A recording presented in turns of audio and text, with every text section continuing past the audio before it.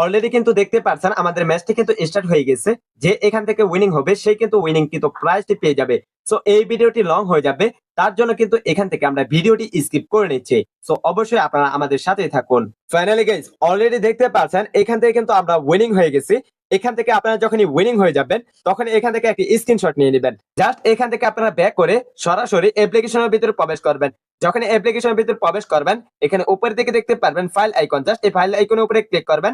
থেকে গ্যালারি থেকে আপনাদের পিকচারটি দিয়ে দিবেন। পিকচারটি দেওয়ার পর আমরা যে রুম আইডিটি কপি করে নিয়ে আসছি জাস্ট এখানে পেস্ট করে দিব।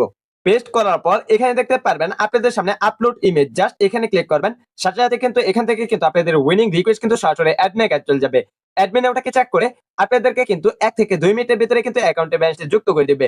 ফাইনালি গাইস এখান থেকে কিন্তু আমরা 1 মিনিটের মতো অপেক্ষা করেছি ব্যালেন্স যুক্ত হওয়ার জন্য। জাস্ট এখান থেকে আমরা মেয়ের উপরে ক্লিক করে নিয়েছি।